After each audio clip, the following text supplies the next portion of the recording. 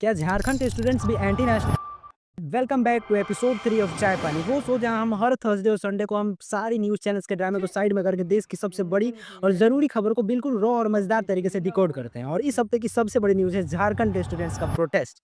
इसीलिए ये पूरा एपिसोड डेडिकेटेड है उसी प्रोटेस्ट को। अगर आपको इसके बारे में कुछ नहीं पता, बिल्कुल नॉलेज नहीं है कि क्या हो रहा है, कुछ नहीं पता है, तो आप बस इस वीडियो को एंड तक देखना। आपको शुरू से लेकर अब तक पता चल जाएगा कि क्या हुआ, क्यों हुआ, सब कुछ, और बिल्कुल एकदम मज़ेदार तरीके। 19 अप्रैल को जेपीएससी यानी झारखंड पब्लिक सर्विस कमीशन अपना 14th combined civil services pre exam करवाता है। क्या? ये क्या बक रहे हो? अरे नहीं, वही एग्जाम है जिसे झारखंड में एसडीएम और डीएसपी वगैरह बनते हैं। तो जाहिर सी बात है कि लाखों बच्चों ने महीनों तक दिन रात मेहनत की थी और फिर फाइनली पेपर होता है और 2 जुलाई को आखिरकार इसका रिजल्ट भी आ जाता है। और यहीं से इस कहानी का पहला ट्विस्ट शुरू होता है, क्योंकि रिजल्ट आने के बाद जेपीएससी एक चीज नहीं करता जो हर नॉर्मल कॉम्पिटिटिव एग्जाम के बाद होता ही है, जो कि है मैं नहीं बताऊंगा। बता। अच्छा से ठीक है, बताता हूँ। वो चीज है कैटेगरी वाइज कट ऑफ बताना, कैंडिडेट्स को अपने अपने मार्क्स दिखाना या फिर ऑफिशियल आंसर कीज रिलीज करना।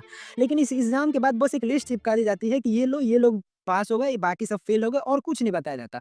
बच्चों को शक था कि कुछ तो गड़बड़ी हुई है, लेकिन अभी तक सिर्फ शक था, प्रूफ अभी भी नहीं आया था। प्रूफ आता है कुछ हफ्ते बाद, जब एक सेलेक्ट हो चुके कैंडिडेट की ओएमआर सीट सोशल मीडिया पे लीक हो गई और जो दिखा उसने सबको हिला कर रख दिया। उस कैंडिडेट ने पहले पेपर में 100 सवालों में से 48 अटेम्प्ट किए थे, फिर भी वो सिलेक्टेड लिस्ट में था। मतलब जिन्होंने 300 में से 299 स्कोर किए थे वो रिजेक्ट हो गए थे, और जिन्होंने आधा क्वेश्चन छोड़ दिया वो ऑफिसर बनने जा रहे थे। अब सोचो यहाँ पे क्या हो रहा है? अब एक चीज समझना जरूरी है कि जो गुस्सा जो रोड पे दिख रहा है, ये सिर्फ एक एग्जाम की बात नहीं है, इसके पीछे सालों का इतिहास है। 2012 में भी जेपीएससी का ऐसा ही एक स्कैम पकड़ा गया था, जिसके बाद सीबीआई ने इन्वेस्टिगेशन की और पता चला कि तब सेलेक्ट हुए कई कैंडिडेट सीधे नेता और ऑफिसर्स के रिश्तेदार थे।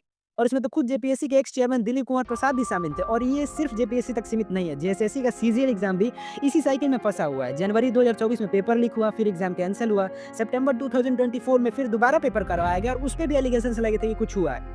तो जो इस बार ये फिर से जेपीएससी वाली खबर आई, तो स्टूडेंट के अंदर जो सालों का गुस्सा भरा हुआ था वो बाहर आ गया, और इसके बाद जो हुआ उसने पूरे देश को हिला कर रख दिया। इसके बाद की कहानी और इंटरेस्टिंग, अगर आपको जानना है तो प्लीज कमेंट कर दो पार्ट 2। अगर एक भी कमेंट आ गया तो मैं पार्ट 2 बना दूंगा, और नहीं आया तो क्यों ही बनाऊंगा।